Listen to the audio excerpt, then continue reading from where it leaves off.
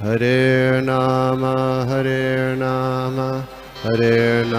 eva kevalam, kalo nasteva nasteva nasteva gatiranyata. Hare Nama eva kevalam, kalo nasteva nasteva nasteva gatiranyata.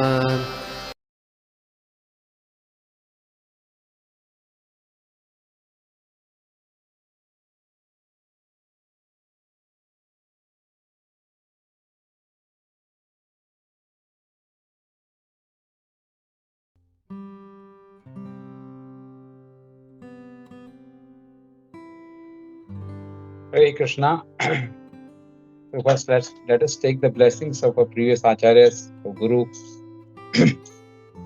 Om Agyan Timirandasya Gnananjana Shalakaya Chakshur Unmilitam Yena Tasmai Shri Guruve Namah. Shri Chaitanya Manobhistam Stapitam Yena Bhutale Swayam Rupa Kadamayyam Dadati Swapadantikam.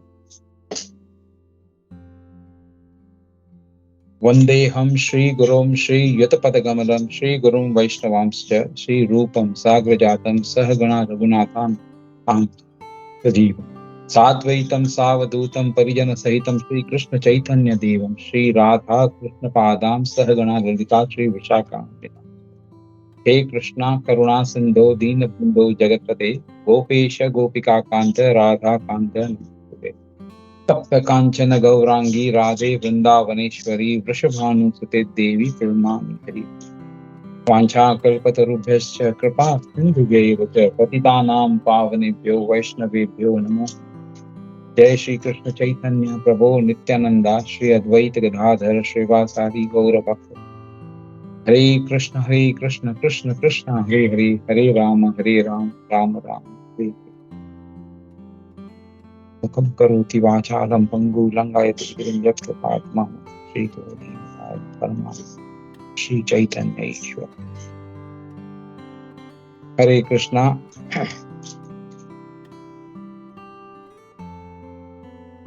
सभी भक्तों का स्वागत है। हम पठन कर रहे हैं श्रीमद् भगवद गीता से, अध्याय है 6 और आज का श्लोक जो मुझे दिया गया है वो 19 से लेके 23 तक।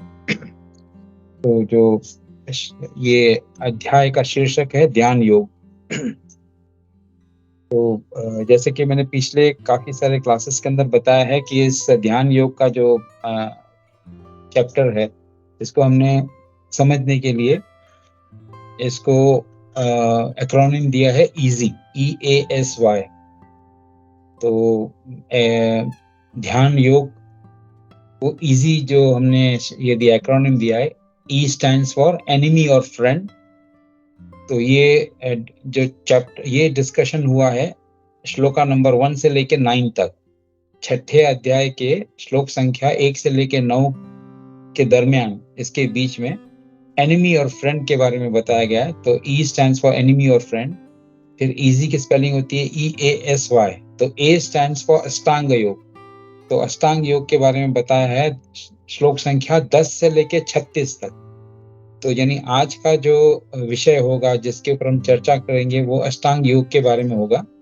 और क्योंकि ये जो मुझे श्लोक दिए गए हैं 19 से लेके 23 तक, तो ये इस ग्रुप के अंदर आते हैं क्योंकि 10 से लेके 36 तक अष्टांग योग के बारे में बताया गया है ये 6ठे अध्याय के अंदर। और S stands for success and failure. तो वह जो है श्लोक संख्या 37 से 45 यानी 37 से लेके 45 तक सक्सेस एंड फेलियर के बारे में बताया गया। और लास्ट जो है Y यानी Y stands for योगी, वो 46 और 47 ये 2 वर्सेस के अंदर योगी के बारे में जो दर्शाया गया है कि योगी की क्या स्थिति है, योग क्या है, इसके बारे में बताया गया। तो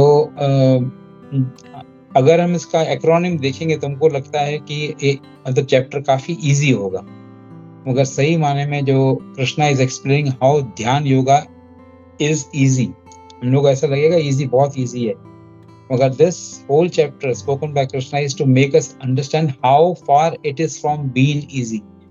मतलब जो भगवान श्री कृष्ण ये अध्याय को बता रहे हैं तो वो कितना कठिन है इस कलयुग के अंदर तो वो हमको एक जो है ना एक हमको क्या बोलते हैं कि तरह से भगवान हमको बताना चाहते हैं कि ये इजी नहीं है।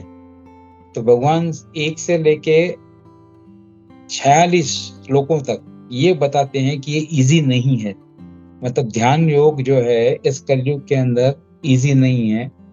और फिर 47वें श्लोक में खाली एक श्लोक के अंदर भगवान बताते हैं कि ये तो इजी नहीं है। तो इजी क्या है? तो भगवान फिर 47 श्लोक के अंदर बताते हैं, सिर्फ एक श्लोक के अंदर बताते हैं कि इजी क्या है। तो 1 से लेके 46 तक व्हाट इज नॉट इजी वो भगवान बताते हैं। तो यानी ध्यान योग आसान नहीं है।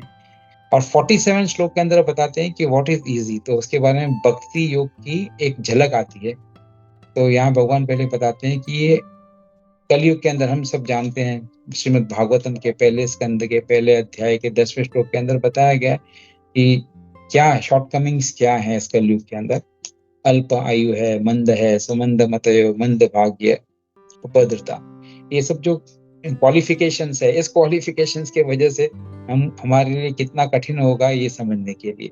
तो ज्यादा इसके ऊपर हम चर्चा नहीं करेंगे। हम सीधा जो भगवान इस सेकंड पार्ट के अंदर जो बताते हैं, तो ध्यान योग के ऊपर हम एक झलक देखते हैं। ध्यान योग के अंदर क्या बताया गया, तो भगवान इस अध्याय के 3रे श्लोक के अंदर 2 शब्द आते हैं। 3रे श्लोक के अंदर है आरुरुक्ष, ये एक शब्द आता है, और दूसरा आता है योगारूढ़ा। तो आरुरुक्ष क्या है? वो है beginning of the yoga, and yogarudha क्या है? यानी जो योग के अंदर मतलब उत्तीर्ण हो चुका है, या जो योग के अंदर उच्च स्तर पर जा चुका है। तो कृष्णा सेज दैट ध्यान योगी इज आरुरुक्ष स्टेज शुड नॉट शन और लीव वर्किंग। यहाँ पर बहुत महत्वपूर्ण बात बताई गई है।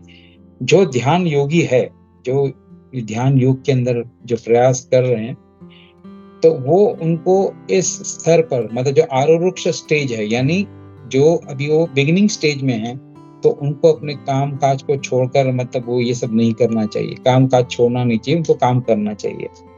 तो वो भगवान यहाँ पर बताते हैं। और उसके बाद में वो बोलते हैं कि अगर वो योगारूढ़ा स्टेज पर, यानी वो एडवांस स्टेज पर पहुंच गए, then they can stop working and do meditation. तो ये 2 बातें भगवद गीता के 6ठे अध्याय के 3रे श्लोक के माध्यम से हमको पता चलती है। आगे हम चलते हैं तो फिर आता है ध्यान योग, अष्टांग योग। तो इसके अंदर मतलब ये 3 शब्द हैं, हठ योग, ध्यान योग और अष्टांग योग। तो इसके बारे में केशव गोपाल दास, उन्होंने इसके बारे में बहुत अच्छी तरह से समझाया है। जब उनको प्रश्न पूछा गया था, what is the difference between हठ योगा, अष्टांग योगा एंड ध्यान योगा। नाउ इसके अंदर जो शिला प्रभुपाद है, वो शिला प्रभुपाद जी अपने एक भक्ति विनोद ठाकुर जी की एक पुस्तक है जिसका नाम है प्रेम प्रदीप। उसके अंदर बहुत सारी अलग अलग धारणा, अलग अलग जो है डेफिनेशंस दी गई हैं, अलग अलग उल्लेख किया हुआ है अष्टांग योग के बारे में। तो उसके माध्यम से शिला प्रभुपाद अपने लेक्चर्स के अंदर, अपने जो टिप्पणियों के अंदर बताते हैं कि Ashtanga yoga essentially refers to yoga which has 8 legs, मतलब उसके पास 8 लेग्स नहीं है, लिम्स हैं, मतलब 8 अंग हैं। तो अष्टांग, अष्ट यानी 8 और अंग यानी लिम्स। तो सो इट स्टार्ट्स फ्रॉम यम, यम से स्टार्ट होता है, यम नियम ऐसे करके, और गोज टू समाधि। उसके बारे में हम संक्षेप में जो आगे चर्चा करेंगे। The initial stages of this yoga concerns more with the body and they are called हठ योगा। यानी जो पहले के जो स्तर हैं, जिसमें 8 स्तर हैं, उसके अंदर 8 स्तरों में से जो पहले वाले जो स्तर हैं वो शरीर से, मतलब हमारी शरीर से कनेक्टेड है, इसके लिए उसको हठ योगा कहा जाता है। The later stages concern more with the meditation and are called ध्यान योगा। यानी जो बाकी के पीछे वाले जो अंग हैं, यानी पहले के जो अंग हैं उसको हठ योगा कहा जाता है, उसके पीछे के जो अंग हैं उसको ध्यान योगा कहा जाता है। तो ये आगे और पीछे का मतलब क्या है, यानी 1 से लेके जो है 1 से लेके 3 या 4 जो भी है उसको हठ योगा कहा जाता है। उसके बाद में 4 से लेके 8 तक या 5 से लेके 8 तक उसको ध्यान योगा कहा जाता है। This is the way Prabhupada uses it, although Prabhupada sometimes uses it interchangeably. Prabhupada कहीं पर उनको आगे ध्यान योग वाला बताते हैं या पीछे का जो है उसको हठ योग बताते हैं। प्रभुपाद फॉलोज भक्ति Vinod Thakur ji, Bhaktivinoda Thakur says that when in the yogic progression, if you have 8 stages, the first 4 stages are referred to as Hatha Yoga. अब यहाँ पर भक्तिविनोद ठाकुर जी कहते हैं कि अगर आप ध्यान योगी हैं तो उसके अंदर पहले के जो 4 स्तर हैं वो उसको हठ योग कहा जाता है, और पीछे के जो 4 बाकी के जो इसके बाद वाले जो स्तर हैं उनको ध्यान योगा कहा जाता है. एंड द होल कंप्लीट हठ योगा और ध्यान योगा 4 और 4 ऐड करके अष्ट हो जाता है, तो उसको बोलते हैं अष्टांग योग. तो ये इसका जो है बैकग्राउंड है, तो इसके साथ में हम कंफ्यूज नहीं होना चाहिए हमको. तो देयर आर 8 एस्पेक्ट्स ऑफ अष्टांग योगा. अष्ट मींस 8, अंग means limbs, and 8 aspects to yoga system. अभी ये अष्ट अंग यानी अष्टांग, क्योंकि हम हमेशा कंफ्यूज हो जाते हैं, एटलीस्ट मैं कंफ्यूज होता था पहले कि भाई हठ योगा क्या है, फिर उसके बाद में या ध्यान योगा कहा जाता है, उसके बाद में अष्टांग योगा. तो ये जब मैंने इसकी टिप्पणी पढ़ी तो इसके साथ में ये क्लियर होगा कि तीनों मतलब क्या है. फर्स्ट जो हठ योगा रिलेटेड टू बॉडी, उसके बाद में जो ध्यान yoga related to meditation, and both together, that means 4 plus 4, 8 becomes Ashtanga Yoga. So Ashtanga Yoga is total of 8 steps, and 8 steps means Hatha Yoga, and उसके बाद में जो आपका दूसरा आता है ध्यान yoga, and the combination of this it becomes Ashtanga Yoga.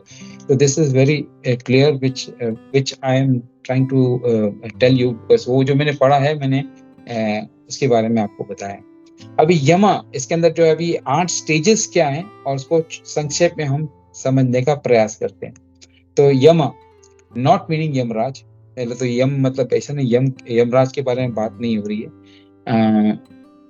इसके मतलब यम ये है कि ये किसी भी हॉस्टल के अंदर अगर हम जाते हैं तो उस हॉस्टल या मतलब जैसे कॉलेज के अंदर एडमिशन लेते हैं, तो कॉलेज के अंदर एडमिशन लेने के लिए हम लोग बोलते हैं ठीक है हमको हॉस्टल में रहना है. तो हॉस्टल के डूज क्या हैं, यानी कि रूल्स क्या हैं, रूल्स के अंदर डूज क्या हैं, मतलब हमको क्या करना है और क्या नहीं करना है. तो समय पे आना है, वहाँ मटर गश्ती नहीं करनी है, वो नहीं करनी है, मतलब समय पे आना है. उसके बाद में वो स्वच्छता रखनी है. ये सब जो एग्जाम्पल्स हैं, अंडरस्टैंड डूज. तो ये है यम. उसके बाद नियम मीन्स डोंट्स. नियम मतलब जो नहीं करना है, तो वहाँ शराब नहीं पीना है, जुआ नहीं खेलनी है, वहाँ लड़कियों को नहीं ले आना है. तो ऐसे जो दैट इज कॉल्ड नियम.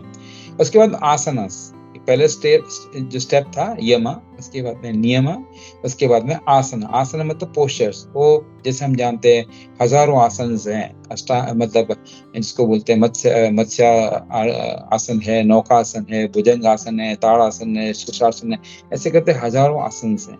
उसके बाद में आता है pranayama is something to do with हमारे जो ये जो पहले वाले जो 3 चीजें हैं, यम नियम और आसना, और किसी हद तक प्राणायाम, ये जो चीज है ये माइंड के साथ में कनेक्टेड नहीं है. प्राणायाम जब हम उच्च स्तर पर जाते हैं, then it comes also to control the mind. यानी पहले के जो 3 जैसे बताया यम नियम और आसना, ये शरीर के साथ में कनेक्टेड है. उसके बाद में प्राणायाम, प्रत्याहार, धारणा, ध्यान और समाधि, ये जो है ये माइंड के साथ में कनेक्टेड है. ये पहले के 3 जो है वो जो है हमारे बॉडी के साथ में कनेक्टेड है. बाकी के जो 5 है वो कनेक्टेड है हमारे जो मन के साथ में कनेक्टेड है. तो यहाँ पर बोलते हैं from 1 to 6 is yoga ruruksha beginning stage. अभी इसको फिर और ज्यादा कैसे वेरीफाई किया है, यानी 1 से लेके 6 तक, 1 से लेके 6 तक, क्योंकि जो मैंने पहले बताया योगा रुरुक्ष, जो 6.3 के अंदर ये 2 शब्द आता है, योगा रुरुक्ष और आरुक्ष और योगा रूढ़ा जो एडवांस स्टेज है. तो एडवांस स्टेजेस यानी 7वीं और 8वीं, यानी ध्यान और समाधि, वो आता है योगा रूढ़ के अंदर. Now Krishna brings us to the most important point for a yogi, which is mind. Why only for yogi? खाली योगियों के लिए क्यों मन के बारे में मतलब भगवान कहते हैं. इस भगवान योगी के लिए नहीं, भगवान सब लोगों के लिए कहते हैं, क्योंकि जो भी भक्ति के अंदर अग्रसर होना चाहता है उन सबको अपने मन को कंट्रोल करना. तो ये भगवान बताते हैं कि क्रेजी है, वाइल्ड है, अनरियलिस्टिक है, अनप्रेडिक्टेबल है. यानी मतलब हम समझ सकते हैं कि मन को हम कंट्रोल नहीं कर सकते. तो भगवान इसके बारे में बताया. नाउ अभी इसके अंदर जो पहला है, जैसे आता है इजी का फर्स्ट वर्ड आता है एनिमी और फ्रेंड। तो एनिमी और फ्रेंड जैसे मैंने बताया, तो वो ई यानी माइंड इज योर एनिमी और माइंड इज योर फ्रेंड, तो वो हम सब जानते हैं, कितने सारे हमने उदाहरण पहले भी बहुत सारे क्लासेस में सुने हुए।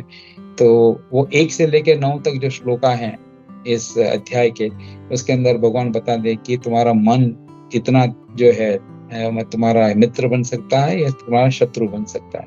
तो वो एनिमी और फ्रेंड अगर इसके बारे में तात्पर्य के अंदर पढ़ेंगे तो हमको उसकी जानकारी मिलेगी। अब हम जाते हैं उसके बाद में व्हाट वी विल डू, ये हो गया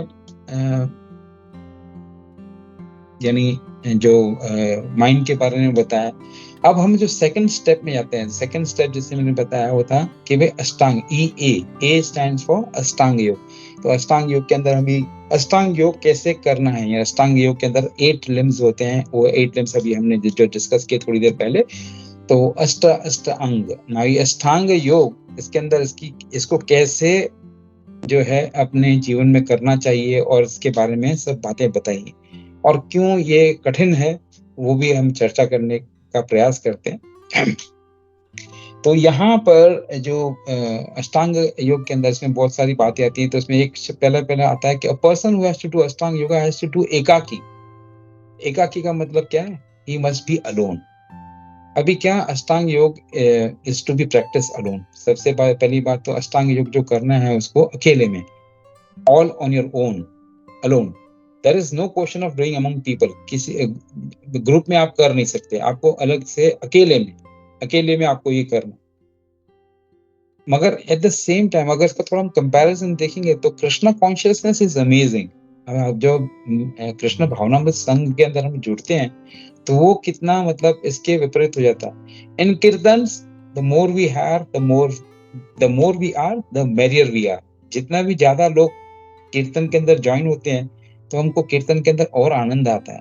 और जबकि अगर जो ये अष्टांग योग के अंदर आपको अकेला रहना पड़ता है, ऑल अलोन, ठीक है। दूसरा आता है there is no question of doing, मतलब आप जो इसको अष्टांग योग को ग्रुप के अंदर तो कर ही नहीं सकते। उसके बाद में आता है व्हाइल हैविंग, अगर हम प्रसाद भी लेते हैं तो प्रसाद भी अकेला प्रसाद आदमी खाएगा तो उसको आनंद नहीं आएगा, मगर एक 10-12 जो भक्तगण बैठे हैं साथ में और 3-4 जो है सर्व करने वाले हैं तो आनंद, प्रसाद का कितना आनंद आता है। तो वहां पर भी हम लोग अकेले नहीं रहते हैं। We are always in the group, we are always in the association, which is the ABCD of, जो ए है, जो फर्स्ट जो है भक्ति का, और जो हमने अपनी भक्ति के अंदर अग्रसर होने का जो फर्स्ट स्टेपिंग पार्ट है, इज एसोसिएशन ऑफ डिवोटीज। तो अष्टांग योगा, उसके अंदर नहीं आपके मम्मी, नहीं आपके पापा, नहीं आपके पति, नहीं आपके पत्नी, नहीं बच्चे, कोई नहीं, ऑल अलोन। तो अब ये अकेलेपन का क्या प्रॉब्लम्स है, तो ये देखते हैं कि अकेलेपन में क्या। पहले तो एकाकी, इस युग के लिए, कल युग के लिए अष्टांग योग सही नहीं है, मतलब वो भगवान मतलब बता रहे हैं। तो अभी हम उसको विश्लेषण करते हैं कि एकाकी क्यों, मतलब क्यों संभव नहीं। तो पहले तो अकेला रहने से 3 प्रॉब्लम्स उठते हैं। पहला प्रॉब्लम्स कौन सा उठता है? तो पहला प्रॉब्लम आता है fear. When one is alone in an unknown place, there is always a fear. अगर हम किसी को बोलेंगे भाई ठीक है तुम्हारे पास कुछ भी नहीं है, कुछ मतलब absolutely nothing, not a single dirham, not a single fill, not a single rupee, कुछ भी नहीं है आपको, और आपको हम सपोज बांग्लादेश में भेज देते हैं या पाकिस्तान में भेज देते हैं, वहां की करेंसी कुछ भी नहीं है आपके पास, कुछ नहीं, खाने पीने का कुछ भी नहीं, आपको वहां जाना है। तो ये एक बहुत ही डरने वाली जो चीज होती है। और श्रील प्रभुपाद 40 रुपए लेके अकेले उस जगह पर गए थे जहां पर उतरने के बाद उनको ये भी पता नहीं था कि उनको कौन लेने आएगा, कहाँ रहेंगे, कहाँ उतरेंगे, कहाँ किस ठहराव है, कुछ नहीं।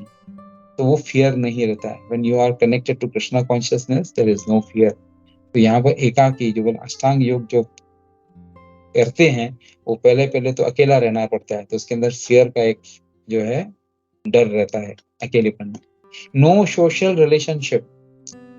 जब से हम पैदा हुए तभी से हमने हमेशा कंपनी में रहे हैं, हम अकेले कभी रह नहीं सकते।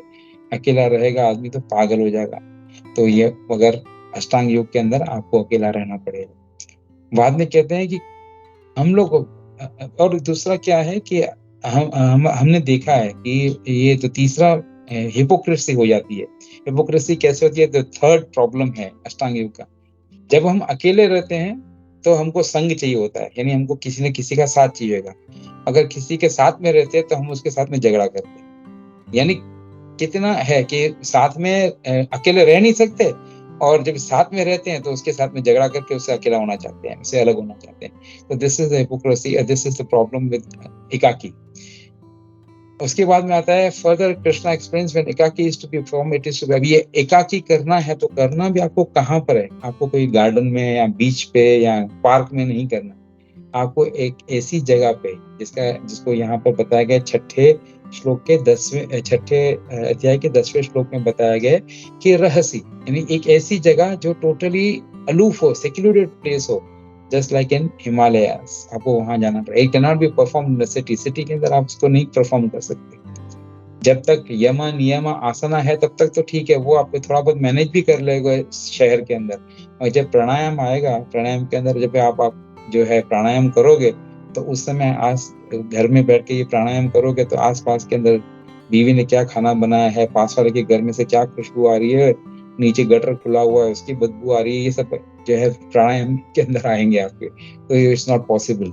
तो वो उसके लिए आपको एकाकी में जाना पड़ेगा।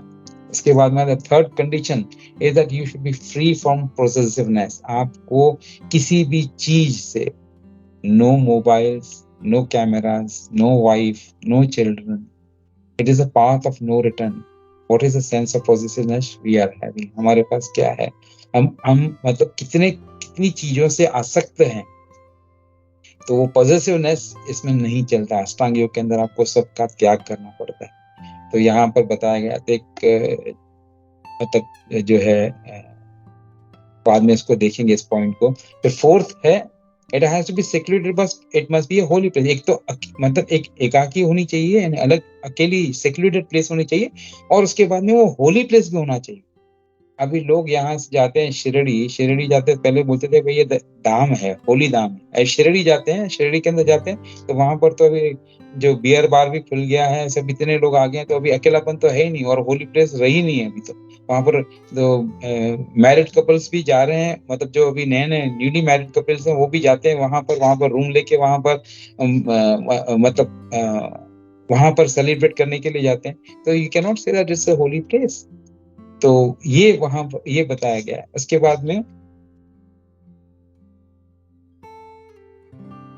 उसके बाद में अगर देखते हैं तो छठे अध्याय के 11वें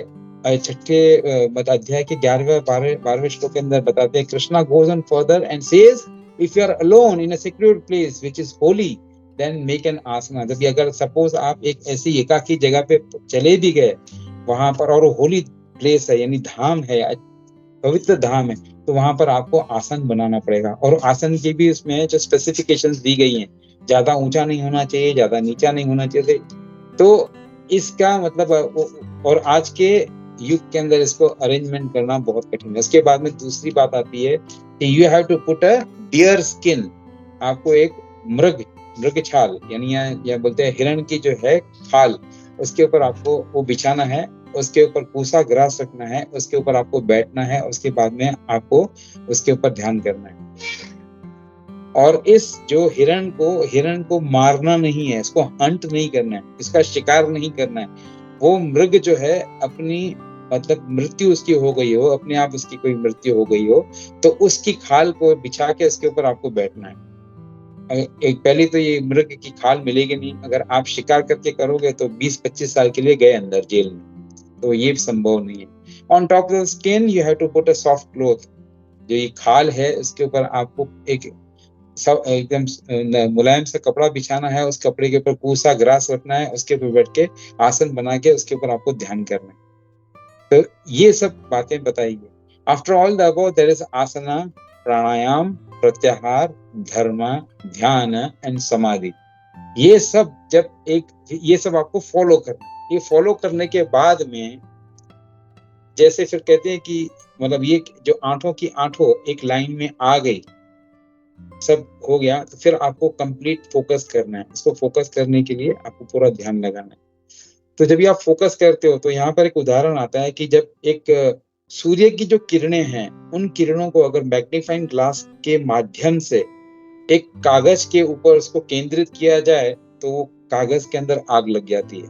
ये हमने बचपन में देखा गया, बचपन के अंदर बहुत सारी हमने जो अटखेलियां की हैं, तो उसके अंदर हमने देखा है कि मैग्नीफाइंग ग्लास होता है जिसको बिलोरी कांच बोलते हैं। वो कांच लेकर हम जो है सूरज जब एकदम तेज होता है तो हम उसकी जो रोशनी को केंद्रित करके उस मैग्नीफाइंग ग्लास के ऊपर और हम किसी कागज या किसी घास के तिनकी के ऊपर रखते हैं तो उसमें अग्नि प्रज्वलित हो जाती है। तो इतना कॉन्सेंट्रेट करना है हमको, ये सब इतनी परफेक्टली करना है, तब जाके वो आपका जो है मतलब ध्यान केंद्रित होगा और ध्यान कर सकते हैं, और वो कलयुग के अंदर संभव नहीं है। 6.13 एंड 6.14 के अंदर क्या बातें, after all this how does one sit. उसके बाद में ये तो आप पहले ये बता दिया, जो है अष्टांग के बारे में बता दिया। अभी 13वें और 14वें श्लोक के अंदर बताते हैं कि आपको बैठना कैसा है। ये तो पहले आपने सब तैयारी कर ली, इसका बैठना कैसा है, तो सीधा बैठना है, आपका जो है रीढ़ की हड्डी स्ट्रेट होनी चाहिए। आजकल तो हम नीचे जमीन पर भी पलाठी मार के बैठ नहीं सकते हैं, तो हम वो ऐसे कहाँ, ऐसे जंगल के अंदर, ऐसी एरिया के अंदर कैसे बैठ पाएंगे, ये तो मतलब अकल्पनीय है। उसके बाद में your mind must be peaceful free from fear. अभी यहाँ तो पहले ही बता दिया कि अकेलेपन से ही डर लगता है, और दूसरे बाद में अगर अकेला रहेगा तो वहां पर जंगल में रहेगा, सेक्रेटेड जगह पे रहेगा, होली प्लेस होनी चाहिए, वहां सांप बिच्छू, उसके बाद में शीं, बहुत सारे डेंजर्स आ जाएंगे, तो वहां पर कहाँ हमारा जो है ध्यान रहेगा, वहां हमारी बीवी नहीं रहेगी, हमारे बच्चे नहीं रहेंगे, तो हमारा ध्यान तो हमेशा उनके ऊपर भटकता रहेगा। उसके बाद में और आगे बताते हैं do not eat too much और टू लिटिल। अभी यहाँ पर जो है बलदेव विद्याभूषण जी जो है अपनी टिप्पणी के अंदर बताते हैं कि भाई ज्यादा नहीं और कम नहीं, तो इसका क्या मतलब है। तो इसका विश्लेषण उन्होंने बताया कि ज्यादा नहीं खाना चाहिए या कम नहीं खाना चाहिए। तो उसका विश्लेषण उन्होंने बताया, मतलब बलदेव विद्याभूषण जी ने अपने टिप्पणी के अंदर वो बताते हैं when we eat the stomach must be half with food. हमारा जो पेट है वो आधा जो अन्न से भरा होना चाहिए, जो 1/4 हिस्सा जो है वो पानी के लिए होना चाहिए और 1/4 हिस्सा हमको खाली रखना चाहिए हवा के लिए।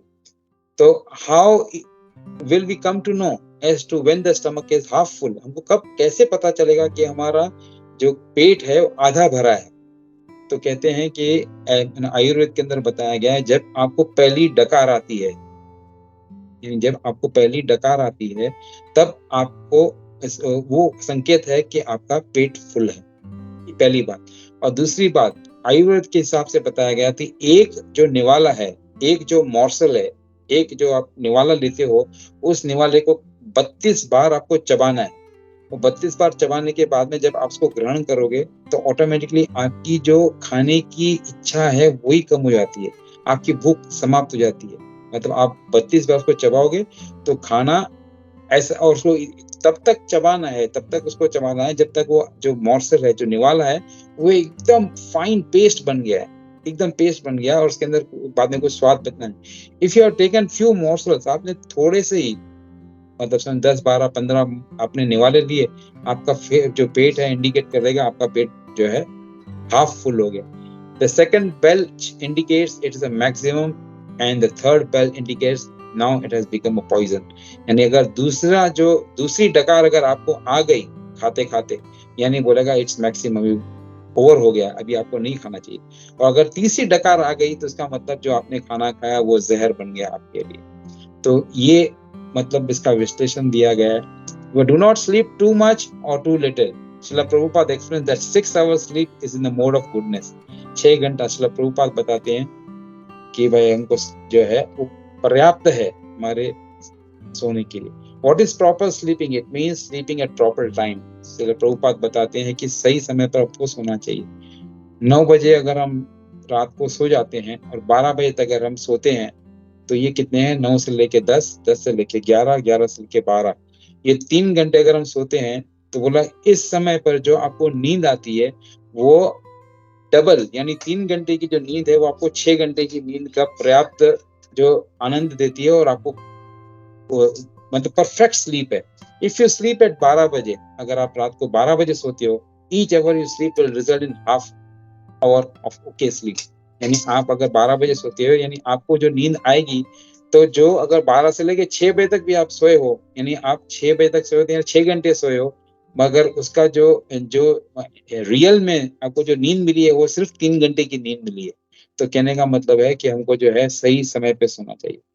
और फिर तीसरी बात बताते हैं, बैलेंस रिक्रिएशन फॉर द योगी, यानी हमको योगी के लिए भी एक सही माने में उसको भी एक जैसे रिक्रिएशन, जैसे हम खेलने के लिए आते हैं, कूदने के लिए चाहिए, घूमने फिरने के लिए आते हैं, तो हम अपने आप को कुछ मूड चेंज करने के लिए, मगर योगी के लिए विश्वनाथ चक्रवर्ती ठाकुर जी अपने इसमें विश्लेषण के अंदर टिप्पणी के अंदर बताते हैं, recreation for Yogi is walking, क्योंकि योगी जो है वो हमेशा चलते रहते हैं एक जगह से दूसरी जगह पर, तो ये उनके लिए एक रिक्रिएशन है। अब हम आते हैं आज के जो श्लोक है, छठे अध्याय का 19वां श्लोक। श्लोक इस प्रकार से, यथा दीपो निवातस्थो नन्गते सोपमा स्मृत योगिनो यथा चित्तस्य युजन्तो योगम आत्मनः। अभी इसके बारे में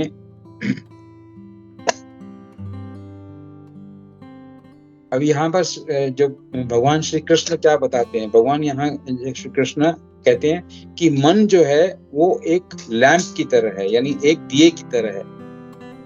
और हम वो भी जानते हैं कि दिया क्या करता है, दिया रोशनी देता है। तो यहाँ पर जिसका विश्लेषण इस प्रकार से आचार्यगण बताते हैं कि अगर आसपास जो है जो दिया है, दिया जल रहा है, और दिया जलने से आसपास अगर वायु का प्रवाह हो रहा है और वायु का प्रवाह तेज है, तो वो दिया जो है उसकी बाती है वो बुझने तक होगी मगर बुझेगी नहीं, या तो बुझ जाएगी या तो बुझने तक होगी फिर प्रज्वलित होगी, जैसे हवा कम हो जाएगी फिर प्रज्वलित हो जाएगी, फिर वो कम, यानी कहने का मतलब ये, हमको एक परफेक्ट रोशनी नहीं मिलेगी, जो कंप्लीट रोशनी है वो नहीं मिलेगी, रोशनी कम होगी, बढ़ेगी रोशनी, या तो दिया कम पूरी तरह से बंद हो जाएगा।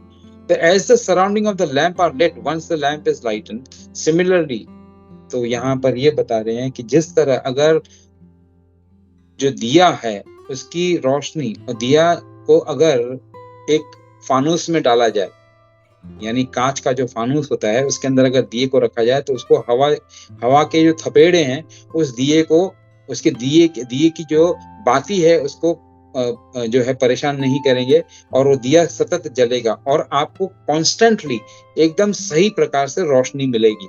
तो ठीक उसी तरह अगर हमारा मन, यहाँ पर मन दिए को कंपेयर किया गया है मन के साथ में, तो बोलता है हमारा मन जो है, और वो मन भी कैसे है, जो मन है वो क्या है, वो बाती की तरह है। तो अगर उस बाती के अंदर, जैसे बाती के अंदर अगर जो अग्नि है, उसी तरह अगर हमारे मन के अंदर भगवान श्री कृष्ण के ख्याल हैं, पूर्ण रूप से अगर हम भगवान श्री कृष्ण के ख्याल में हैं, और आसपास के अभी जो हवा है, वो हवा का कंपैरिजन किसके साथ में किया गया है, तो हवा का कंपैरिजन किया है मटेरियल डिजायर्स, जो हमारी इच्छाएं हैं, भौतिक इच्छाएं हैं, भौतिक काम न आए, जो कामनाएं हैं जो कभी काम नहीं आती हैं, वो भौतिक कामनाएं हैं, उससे उसके थपेड़े लगते रहते हैं, तो हमारी कृष्ण कॉन्शियसनेस जो है वो प्रताड़ित हो जाती है। मगर अगर हमने पूर्ण रूप से केंद्रित करके अपने मन को पूर्ण रूप से एकाग्र करके भगवान श्री कृष्ण का ध्यान किया, तो क्या होता है, तो जो भौतिक कामनाएं हैं वो उसका प्रभाव इसके ऊपर नहीं पड़ता। तो जो ये हवा है, यानी भौतिक मतलब कामनाओं की जो थपेड़े लगते हैं, तो उसका कंपैरिजन हवा के साथ में किया गया। उसी मतलब उसके कंपैरिजन के अंदर फिर लॉर्ड चैतन्य भी बताते हैं, चैतन्य महाप्रभु क्या कहते हैं कि हमारा हृदय, उसका कंपैरिजन किसके साथ में उन्होंने किया है, तो उन्होंने किया है मिरर के साथ में, आईने के साथ में, यानी दर्पण के साथ में उन्होंने इसका कंपैरिजन किया। In the above example, Lord Krishna says that the mind is like a burning lamp, and if it is not disturbed by the winds of material desires, then it will enlighten the heart, and because of this one sees the effect of Maya and Kal in the material world.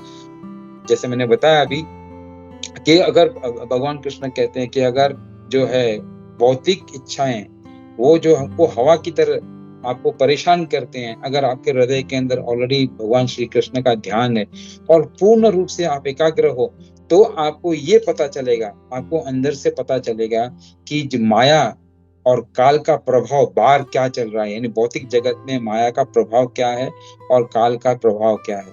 क्योंकि एक perfect योगी होता है, उसको क्या होता है, उसको ज्ञान हो जाता है, वो भौतिक चीजों से जो उसकी आसक्ति कम होती जाती है, तो वो बाद में देखता है कि लोग छोटी-छोटी चीज़ों के लिए कैसे झगड़ा करते हैं, छोटी-छोटी चीज़ों के लिए कितने आसक्त हैं, कितने परेशान हो रहे हैं। तो वो उसको ज्ञान कब मिलता है, जब वो पूर्ण रूप से उसका मन जो है भगवान श्री कृष्ण के भक्ति के अंदर लगा हुआ होता है। Chaitanya Mahaprabhu compares the heart with a mirror, और चैतन्य महाप्रभु जो हृदय को अपने हृदय के अंदर जो है मन है, उसको कंपेयर किसके साथ में करते हैं, वो उसको कंपेयर करते हैं दर्पण के साथ में, और कहते हैं कि इसके ऊपर इतने जन्मों जन्मांतर से, इतने जन्मों का जो है उसके ऊपर जो है धूल चढ़ी हुई है। तो वहां चेतो दर्पण मार्जनम कहते हैं। तो वो क्या कहते हैं कि भाई हृदय के अंदर उसका जो ये अंदर दर्पण है, उसके ऊपर पूरी धूल जमी हुई है। इस धूल को आप धो, तो आप उसको धोगे कैसे? अभी हृदय के अंदर धूल है, उसको धोना कैसे है? तो वो कहते हैं कि हरे राम राम राम हरे हरे, हरे कृष्ण कृष्ण कृष्ण हरे हरे। इसका सतत आप जप करते रहोगे, कंटिन्यूअसली जप करते रहोगे, तो क्या होगा, आपका हृदय के अंदर जितनी भी कल्मश है, जितनी भी उसके ऊपर धूल चढ़ी हुई है, वो धूल धीरे धीरे धीरे धीरे धीरे धीरे वो खत्म हो जाएगी, और वहां पर आप जो भगवान परमात्मा के स्वरूप के अंदर बैठे हुए हैं, वो वहां पर आपको दिखाई देंगे। दूसरा एग्जाम्पल आता है एक ड्राइवर का। ड्राइवर जब गाड़ी चलाता है और भयंकर बारिश हो रही होती है, तो वो क्या करता है, तुरंत अपनी गाड़ी के अंदर जो वाइपर है, वाइपर को स्टार्ट कर देता है। वाइपर को स्टार्ट क्यों करता है? वो ये करता है क्योंकि उसको आगे दिखाई नहीं देता, तो वो जो है वाइपर स्टार्ट कर देता है, जिससे क्या होता है, उसका कांच आगे से साफ होता जाता है, और साफ होता है तो उसको आगे पता चलता है कि रास्ता क्लीन है कि नहीं है। तो ठीक उसी तरह हमको जब भगवान श्री कृष्ण का जप करेंगे, ध्यान करेंगे, तो हमको आगे पता चलेगा कि हमारे जीवन के अंदर कौन सी तकलीफें हैं, कौन सा ऑब्स्ट्रक्शंस आ रहा है, जिसकी वजह से हम आगे नहीं बढ़ रहे हैं, हम भक्ति के अंदर आगे नहीं बढ़ रहे हैं। तो हम भगवान का जब नाम लेंगे, भगवान को हम एकाग्र होकर उनको ध्यान करेंगे उनके ऊपर, तब हमको वो क्लियर होते जाएगा, आगे हमारे एक्सीडेंट होने के चांसेस कम हो जाते हैं, और हम भौतिक जगत के अंदर यानी चार कल्मशों की जन्म मृत्यु जरा व्याधि के चक्कर में वापस नहीं फंसे। तो वो हमको, हमारा जो वाइपर है, वो वाइपर क्या है, वाइपर हरे नाम राम हरे हरे, हरे कृष्ण कृष्ण कृष्ण हरे हरे, वो बार बार उस शीशे को साफ कर रहा है, क्या कि हमको पता चले कि हम कहीं क्या कोई आगे कोई अड़चन तो नहीं आ रही। अगर कोई ऐसी जो इच्छाएं हैं, उन इच्छाओं को हम अब कंट्रोल कर रहे हैं, उन इच्छाओं को हम डाउटेल करके भगवान श्री कृष्ण की सेवा में लगाएं।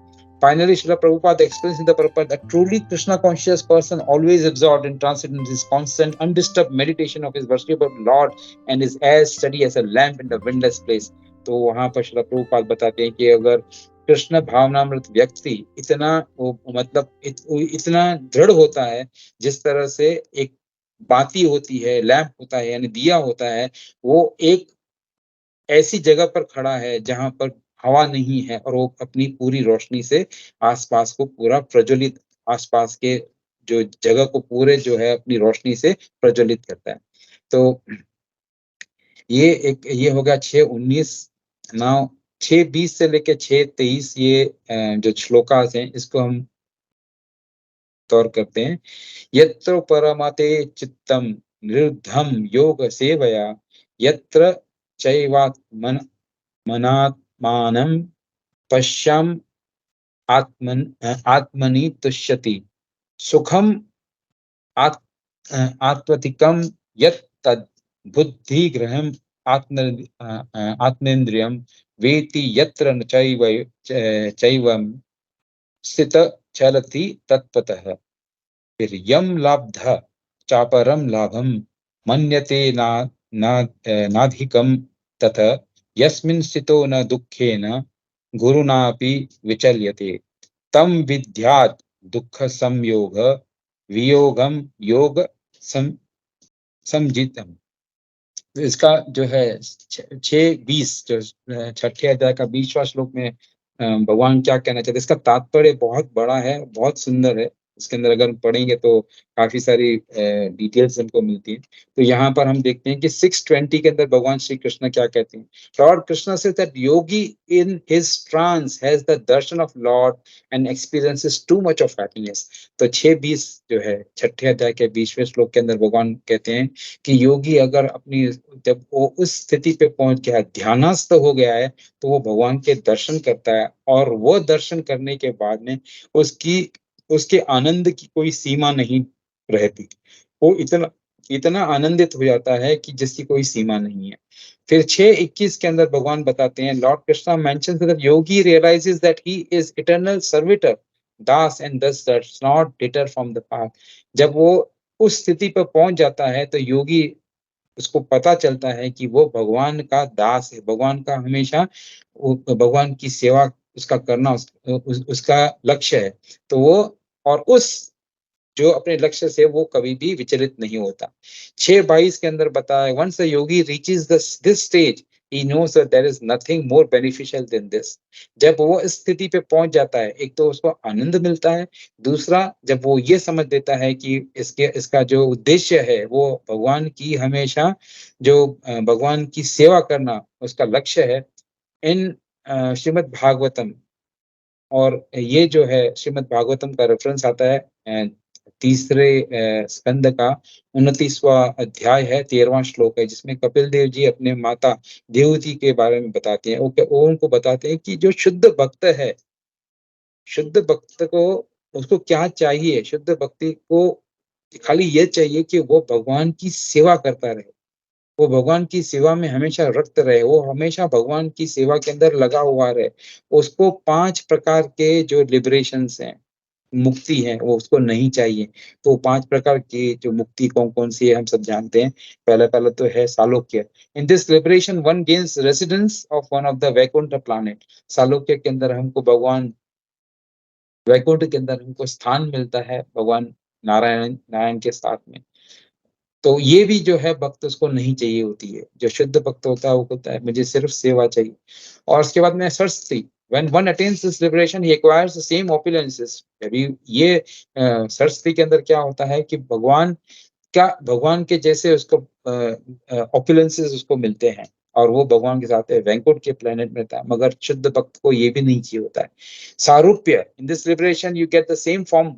आपको 4 जो भुजाओं वाले लॉर्ड नारायण का आपको रूप मिलता है, मगर उसमें भी आपको जो है शुद्ध भक्त को वो भी नहीं चाहिए होता है। सामीप्य, in this liberation one becomes a personal associate of Lord and stays in his direct association.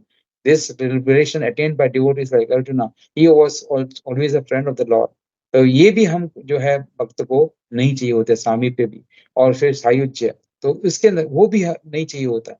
तो उसको क्यों नहीं चाहिए होता है? तो श्रील प्रभुपाद इसके बाद में बताते हैं कि एक्चुअली जो मतलब श्रील प्रभुपाद बताते हैं शिक्षाष्टकम के माध्यम से कि चैतन्य महाप्रभु क्या कहते हैं कि ना धनम ना जनम ना सुंदरिम कविताम ना जगदीश कामये मम जन्मनि ईश्वरे भवताद भक्तिर अहेतुकी त्वयि।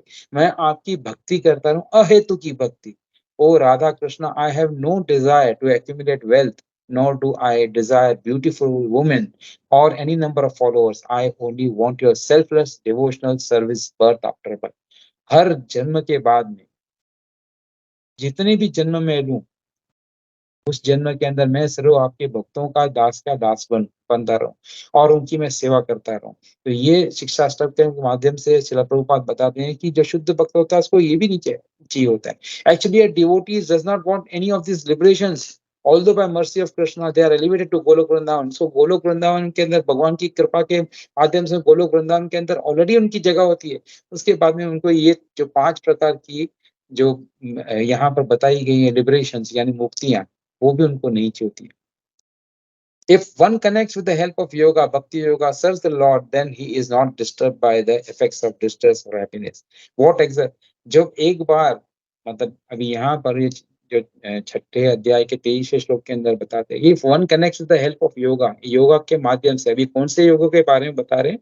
तो ये भक्ति योग के बारे में बता रहे हैं कि भक्ति योग के माध्यम से अगर हम भगवान के साथ में कनेक्ट हो गए, then he is not disturbed by effects of distress।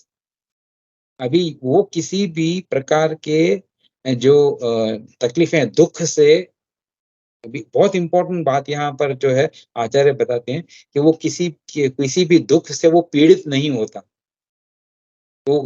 तो ऐसा कैसे संभव है कि वो जो, इसका मतलब क्या, जो भक्त लोग हैं उनको दुख नहीं होता? उनको दुख होता है, भक्त लोग को दुख होता है, मगर जो अगर शुद्ध भक्त है तो वो उसकी स्थिति क्या रहती है? सुख दुख लभे, सुख दुख समेकृत्वा लाभा लाभा जय जय। उसको सुख और दुख में कोई अंतर नजर नहीं आता। उसको सुख और दुख, उसके लिए सुख भी दुख है, दुख भी सुख है, वो वही स्टेज पे, लेवल पे ही है। तो व्हाट एक्चुअली इज दुख? डिस्ट्रेस। सही माने में डिस्ट्रेस क्या है? तो वो शुद्ध भक्त के लिए सबसे बड़े में बड़ा दुख ये है कि वो भगवान श्री कृष्ण को भूल जाए। ये सबसे बड़ा दुख होगा उसके लिए। इसके लिए वो हमेशा भगवान को, वो ही चिंता रहती है उसको कि मुझे ये दुख नहीं हो कि मैं भगवान को भूल जाऊं। इसके लिए वो हमेशा भगवान का चिंतन करता रहता है, भगवान के बारे में सोचता रहता है, भगवान की लीलाओं का वर्णन करता रहता है, भगवान के बारे में सुनता रहता है, भगवान के बारे में सुनाता रहता है। और इस तरह से वह जो है आगे आगे की तरफ बढ़ता है।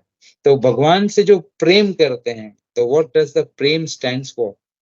what does what does see the real meaning, love का मतलब क्या होता है? What is the real meaning of love? LOVE. What is the real meaning of love? The acronym for love is L stands for what? L stands for listen. जो भगवान से प्रेम करते हैं वो भगवान के बारे में सुनेंगे। अगर भगवान से प्रेम करते हैं ना तो वो भगवान के बारे में सुनेंगे, और भगवान के बारे में शुद्ध भक्तों के माध्यम से सुनेंगे। तो ये है first, L stands for listen. ये एक्रोनिम है, लव के लिए एक्रोनिम है। L stands for listen. दूसरा क्या है? दूसरा है O. O stands for, O stands for what? तो ओवरसाइट। यानी आपको क्या करना है? आपको अनदेखा करना है।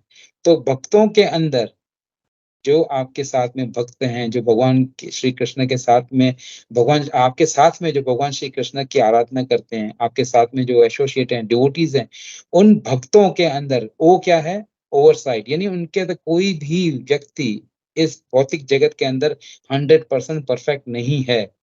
उसके अंदर मतलब जो इसका विश्लेषण किया गया है, तो 70% ऑफ द पीपल, जो 70% लोगों के अंदर अच्छाइयां हैं, केवल 30% लोगों के अंदर बुराइयां होती है। तो हम उन 70% उनकी जो अच्छाइयों को देखें, और 30% जो उनके अंदर जो अवगुण हैं उसको ओवरसाइड करें। तो तब हम उन भक्तों को, भगवान के शुद्ध भक्त का जो हैं, भगवान के और जो प्रयास कर रहे हैं शुद्ध भक्त बनने का, उनके अंदर भी कोई ना कोई जो त्रुटियां हैं, जो उसके अंदर खामियां हैं, जो कोई कमियां हैं, तो उनको हम ओवरसाइड करें। And then we, LOV. So L stands for listen, then O stands for oversight, then V stands for what? V stands for voice. अगर आपने किसी के अंदर भी, जो आपने शुद्ध भक्तों के या जो आपके आसपास में एसोसिएट जो भक्त हैं, डिवोटीज हैं, एसोसिएट डिवोटीज हैं, उनके अंदर आपने कुछ भी अच्छाइयां देखी हुई, तो वॉइस फॉर इट, उनके बारे में उसका गुणगान कीजिए, उनके बारे में गुणगान कीजिए, उनके जितने भी आपने उनके अंदर अच्छाइयाँ देखी है उसके बारे में चर्चा कीजिए, दूसरों को बताइए कि इनके अंदर ये बहुत अच्छे जो क्लास लेते हैं, ये बहुत अच्छे जो कीर्तन करते हैं, ये बहुत अच्छे जो व्यक्ति हैं, ये बहुत अच्छा प्रसादम बनाते हैं। तो उनकी जो उनकी जो अच्छाइयाँ हैं, उन अच्छाइयों को बार-बार आप दोहराते रहिए और उनके बारे में बताइए। तो ये हो गया LOV। L stands for listen, O stands for oversight, V stands for voice. Voice means आपको वॉइस रेज करना है और सबको बताना है कि इनके बारे में, इनके अंदर इतने अच्छे गुण हैं। और ई, ई यानी क्या है? जो LOV, तीन जो चीजें हैं उस वो आपको उसके उसके लिए आपको एफर्ट्स डालने हैं। यानी अगर आपको लिसन करना है तो आपको पहले पहले उसके लिए आपको भक्तों का संग करना चाहिए। ओ स्टैंड्स फॉर ओवरसाइट। तो आपको देखना है कि उसके अंदर अच्छे गुण क्या है, तो वो एफर्ट्स डालने हैं। और फिर उसके बाद में वी जो वॉइस है, तो हम आपको दूसरों के साथ में जाके बताना है, तो आपको एफर्ट्स डालने हैं दूसरों के वो बताने के लिए कि इन भक्तों के अंदर या इस भक्त के अंदर इतने अच्छे गुण हैं, इसके अंदर ये। तो दैट स्टैंड्स फॉर LOV। तो ये जब लव होता है, मतलब भक्तों के साथ में लव होता है, तब धीरे धीरे धीरे भक्तों के जो आराध्य हैं, भक्तों के आराध्य कौन है? भक्तों के आराध्य भगवान श्री कृष्ण है। तो उसके प्रति भी हमको प्रेम आएगा और हम भगवान को देखेंगे। हरे कृष्णा। इसी के साथ मैं अपनी वाणी को विराम दूंगा। किसी को कोई प्रश्न है, कुछ कमेंट्स हैं तो please add. Hare Krishna.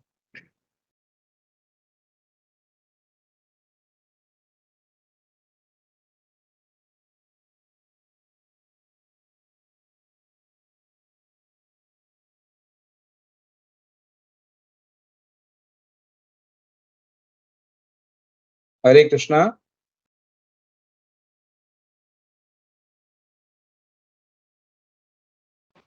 Hare Krishna. Thank you प्रभु। बहुत अच्छा आपने आज का जो टॉपिक था, मुझे ये अच्छा लगा उसमें कि कैसे हठि योग क्या है, ध्यान योग क्या है, और कैसे बोथ कंप्राइजेस अष्टांग योग। Very nicely explain Prabhu, thank you for that. तो क्विकली किसी भक्तों का कोई प्रश्न है? यस, सनातन नित्य प्रभु। हरे कृष्णा। हरे कृष्णा प्रभु जी। उद्धव कृष्ण प्रभु जी, बहुत बढ़िया क्लास। आज ये पहला भागवतम क्लास अपने सैटरडे का लिया और इट वाज वंडरफुल प्रभु जी।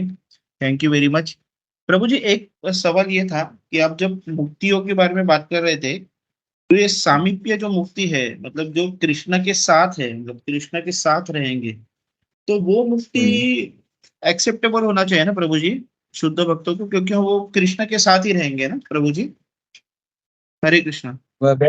Yeah, very nice question. And I heard in one of the lectures that जो devotees होते हैं ना, वो ये चाहते हैं कि केवल मैं अकेला नहीं भगवान श्री कृष्ण के पास में रहूं, केवल मैं अकेला भगवान के पास नहीं रहूं, जितने भी लोग हैं, जितने भी हैं, उन सबको मैं पहले वहां पहुंचाऊं।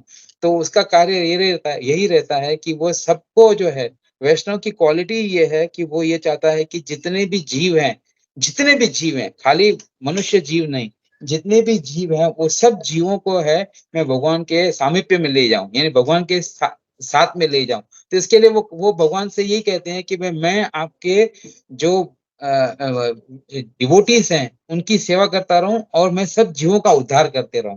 तो this is one of the answers which I can relate, but if there are so many senior devotees, they can also come up with if they have heard something or they know about it. Hare Krishna. प्रभु जी thank you प्रभु जी। लेकिन मतलब मेरा point ये था कि एक बार मुक्ति मिलने के बाद, एक बार मुक्ति मिलने के बाद फिर तो हम लोग भगवान की, या तो भगवान की सेवा करेंगे तो वहीं पे रहेंगे, या भगवान के साथ रहेंगे तो भगवान के पार्षद बन के घूमेंगे। तो वो एज गुड एज सेवा ही हो गई ना भगवान की प्रभु जी। भगवान की सेवा की सबसे उससे ऊंची बात यह है कि हम सब जीवों को वहां पर ले जाना चाहते हैं, यानी हम वो भी नहीं चाहते कि कोई भी जीव यहाँ पर रहे इस भौतिक जगत के अंदर। तो that is even higher than what we are asking for. अगर वो जो मुक्ति हम चाहेंगे तो यानी एक तरह से हम हो जाते हैं, किसको क्या बोलते हैं कि हम कैसे कौन सा वर्ड आता है जिसके अंदर हम बोलेंगे कि हम अपने ही बारे में सोच रहे हैं वहां पर कि हमको ये मिल गया, यानी सामीप्य मिल गया भगवान का। मगर जो एक भक्त रहता है वो ये चाहता है कि वो सब जीवों को उसका उद्धार करे, not only he himself but all the jivas he wants to take them away and make them serve the Lord. प्रभु जी लेकिन एक बार मुक्ति हम लोग को मिल गई, हम लोग भगवान के पास चले गए, तो फिर क्या हम लोग कैसे जीवों का उद्धार करेंगे भगवान के पास जाने के बाद? हाँ, तो इसके लिए तो वो नहीं चाहते हैं ना, तो शुद्ध भक्त वो नहीं चाहते हैं कि हमको वहां जाना है, और वो बाय डिफॉल्ट तो उसको मिलता ही है। जैसे मैंने देखो लास्ट स्टेटमेंट मैंने क्या बताया कि बाय डिफॉल्ट तो उसको जो है he will get the liberation to entry to the Golok Vrindavan, but still he wants what he wants all the jivas, that whosoever is there on the earth, to be there with the Lord.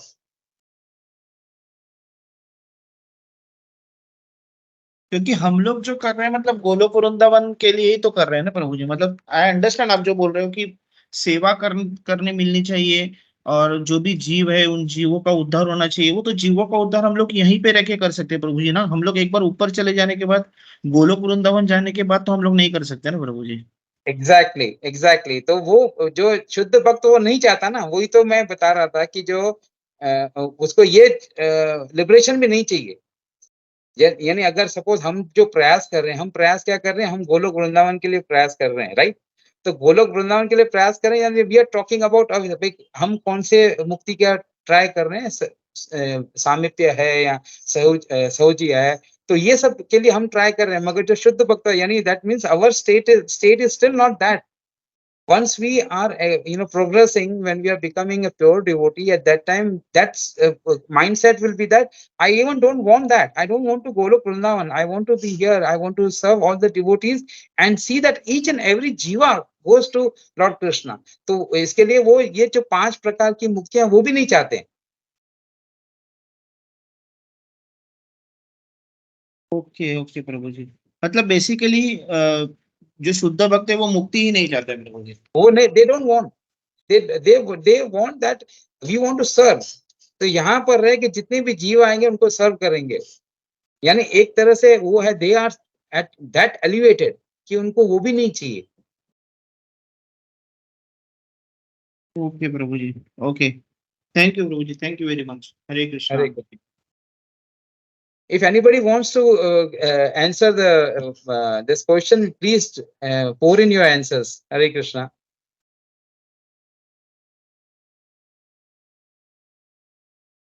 Thank you प्रभु, बहुत अच्छा आपने answer दिया. Just इसमें मैं चीज add करना चाह रहा था कि शुद्ध भक्त जो हैं, जैसे श्रील प्रभुपाद है या बलदेव विद्याभूषण है, हमारे जो पूर्वज आचार्य भक्ति विनोद ठाकुर जी हैं, दे आर ऑल मुक्तस. तो ऐसा नहीं है कि मुक्त हो गए तो वापिस नहीं आते वो लोग. हाँ, मतलब हम जैसे नालायकों का उद्धार करने के लिए आते हैं, वो अपना काम करते हैं फिर चले जाते हैं.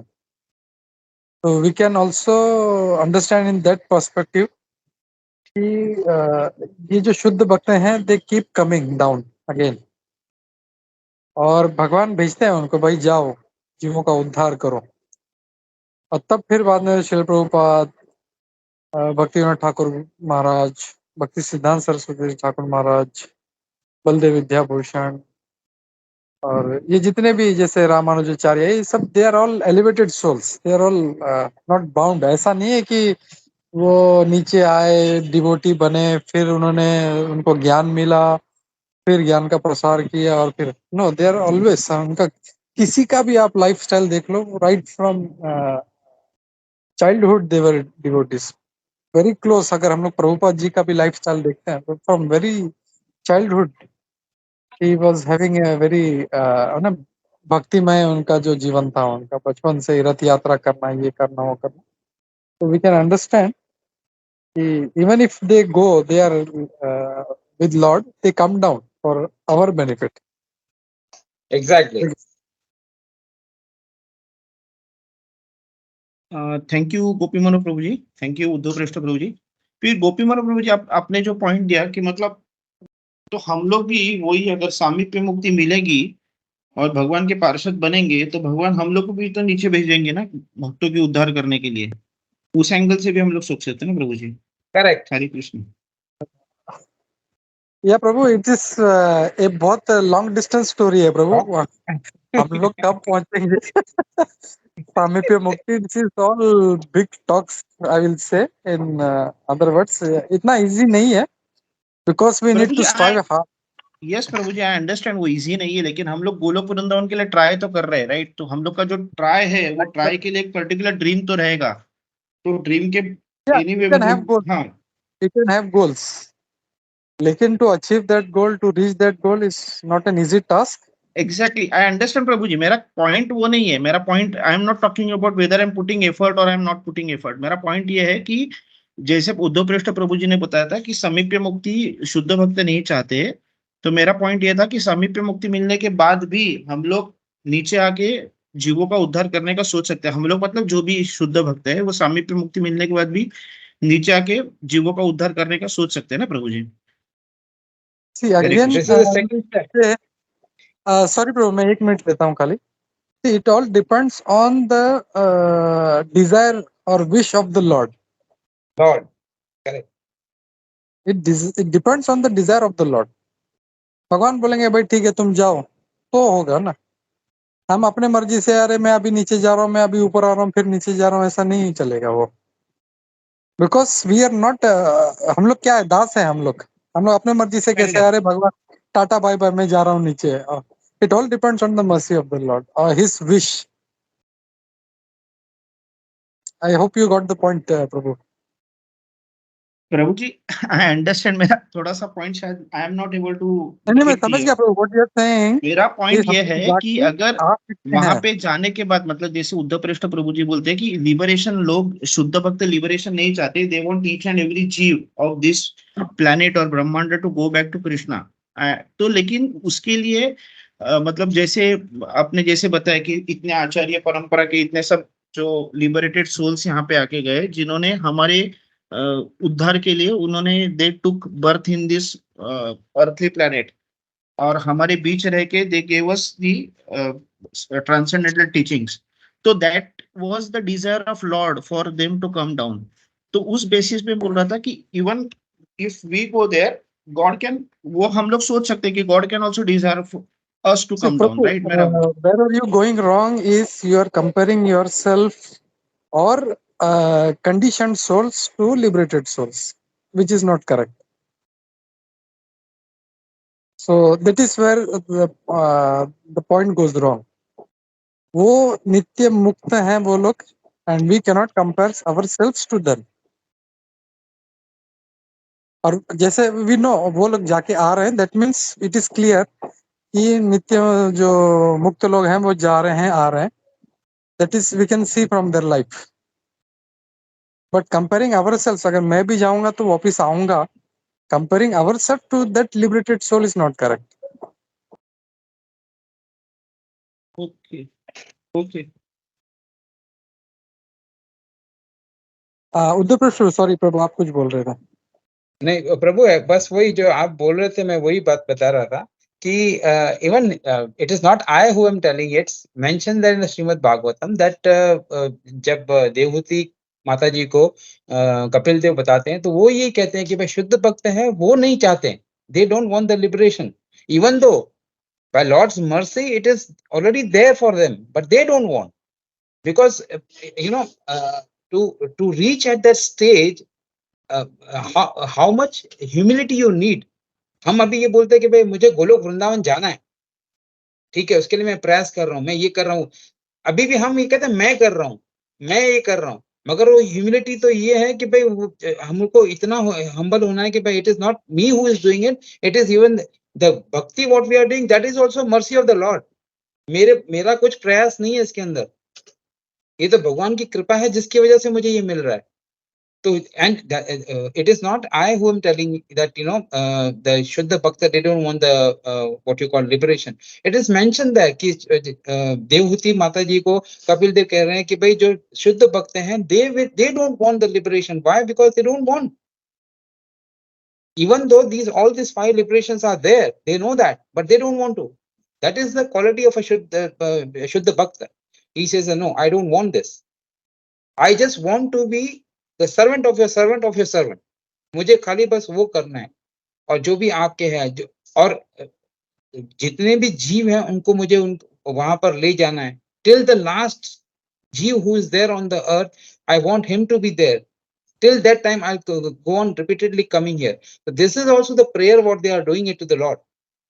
इतने ह्यूमिलिटी है उनके अंदर, तो उससे हम मतलब समझ सकते हैं कि भाई it is, that is what you call pure devotees. Pure devotees, they are still trying on that.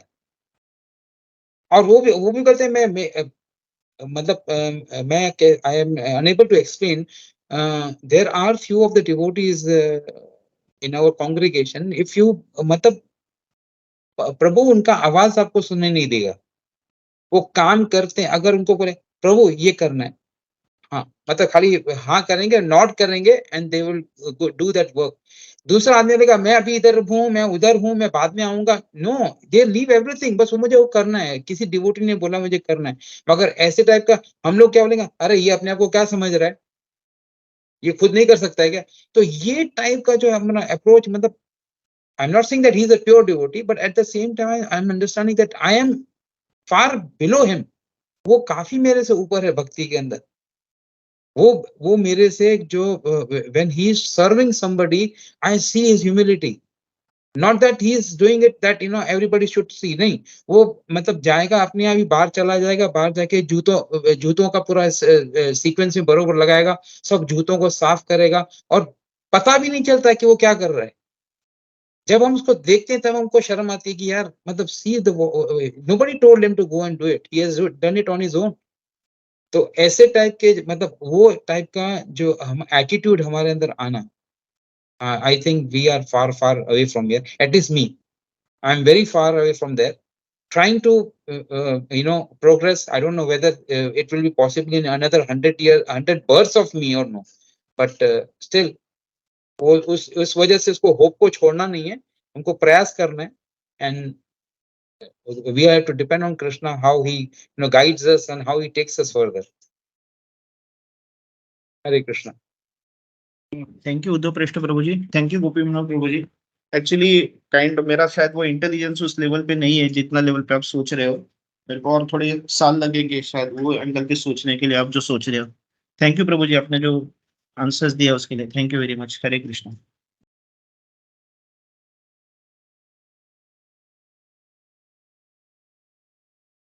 Sameer Prabhu, you are a good devotee.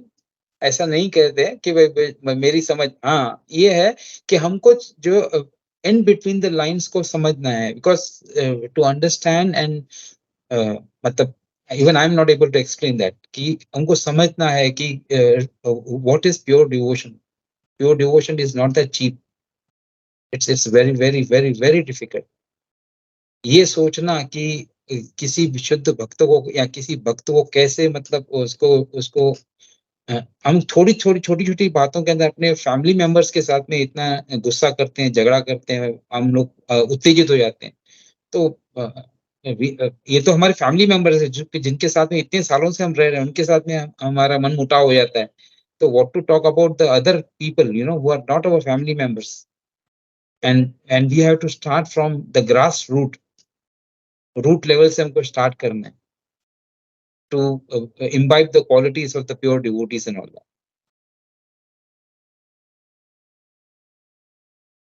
Yes प्रभु जी, थैंक यू। ट्रू प्रभु जी, right, 100% right.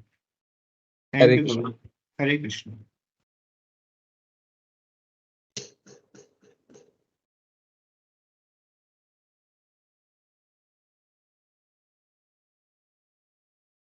Anyone else has any questions or comments or?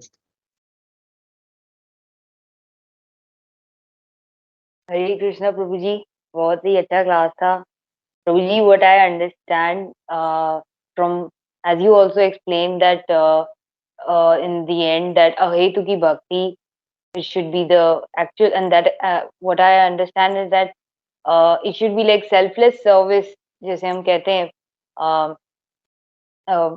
like I'm not getting the word, निष्काम सेवा जैसे होती है, किसी की हम करते हैं, हम सीखते हैं। तो हेतु की भक्ति, am I understanding, is something like that without any personal desire or selfish desire, जैसे कि हम करते हैं निष्काम सेवा, selfless service, वैसी भक्ति, निष्काम भक्ति is what we mean by अहेतु की भक्ति, right प्रभु जी?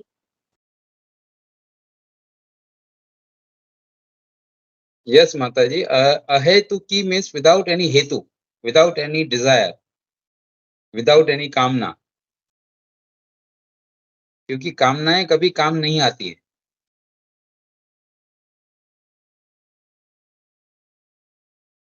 जी प्रभु जी, तो मतलब वैसे ही वही है जैसे हम सीखते हैं, मतलब जैसे जनरली हमें सिखाया जाता है, हम सीखते हैं मतलब अहेतु की यानी कि जैसे सेल्फलेस सर्विस हम सीखते हैं, मतलब संस्थानों में जैसे बहुत सारी ये निष्काम सेवा वो भी कहते हैं।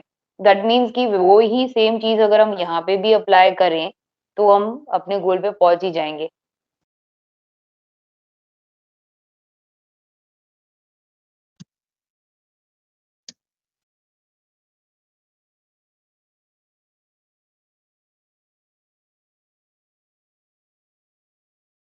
हरे कृष्णा प्रभु। Sorry, Mataji, I didn't hear because your voice was breaking off. Am I audible now? That's better. Yeah, Mataji. या प्रभु जी, the point I was trying to make was that कि जैसे हम सीखते हैं मतलब काफी संस्थानों में कि like they teach that we mean to say selfless service, that is nishkam seva. So in that same, as we heard for hetu ki bhakti. So it's the same principle if we apply in this in bhakti, selfless service, nishkam seva in bhakti, तो हम अपने more or less, I mean, हम अपने goal पे पहुंच ही जाएंगे, because that's what we are looking for, that bhakti done without any selfish desire or selfish motive. Selfless सेवा आप कर रहे हो, सेल्फलेस सेवा के अंदर आपका एटीट्यूड, आपका इंटेंशंस क्या है? आप मतलब कर रहे हो, सेवा कर रहे हो, बट क्या सोचकर कर रहे हो? If you are thinking that the services to whom you are providing is also a jeev which has been sent by God and he needs your seva, और भगवान को भगवान के ये रखकर क्या बोलते हैं कि भगवान को बीच में रखकर अगर आप सोच कर करते हो तो देन इट इज सेल्फलेस सेवा. आप जो कर रहे हो अच्छा कर रहे हो. मगर उसमें ऐसा नहीं होता है कि जैसे अभी अपना usually the Srila Prabhupada and the devotees they mention that कोई रास्ते पे खड़ा है भीख मांग रहा है, हम उसको पैसा देते हैं और वो आपके पैसे से लेके जुआ खेलता है, तो आपने तो सेवा की, आपने तो उसको सेल्फलेस, मैं सेल्फलेस कर रहा, मुझे उससे कुछ चाहिए नहीं, मैंने भिखारी को दे दिया. मगर वो बंदा कर क्या रहा है? वो आपके पैसे से लेके जुआ खेल रहा है, शराब पी रहा है, यानी उसका कर्म तो आपको भोगना पड़ेगा. तो इसके लिए आपको उसको क्या करना है? तो आपको उसको अगर खाना खिलाना है तो उसको खाना खिला के उसको प्रसादम खिलाओ और उसको उधर ज्ञान दो कि आ जाओ भक्ति करो, भगवान का नाम लो, भगवान के एक मंत्र जाप करो, ये करो. तो ऐसे करके हम लोग उसको, and we have to make him understand, that will be then then Krishna will be happy कि भाई ठीक है, इसने किसी बंदे को मतलब एटलीस्ट उसे भगवान का नाम याद करवाया और जुड़ाया मेरे साथ में, भक्ति में जुड़ाया. ऐसे. जी प्रभु जी, thank you so much प्रभु जी, अच्छे से explain Prabhu, you have explained it very nicely. Thank you प्रभु जी. हरे कृष्णा माता जी.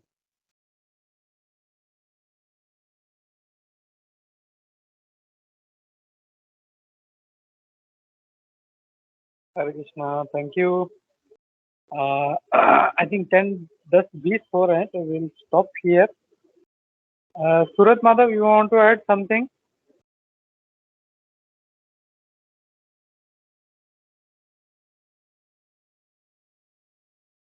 Hare Krishna.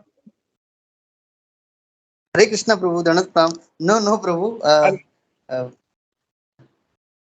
It was well explained Prabhu. नहीं.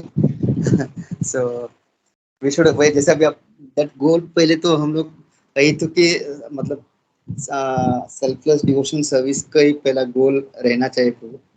After that we can further क्या बोलते हैं Lord को please करने के लिए फिर whatever Lord desires वही that should be our desire. Very nicely explained Prabhu आपने और उद्धव प्रेष प्रभु ने. And thank you Sanatan Nitai Prabhu for this wonderful question. Because उसके वजह से इतना कुछ चर्निंग हुआ.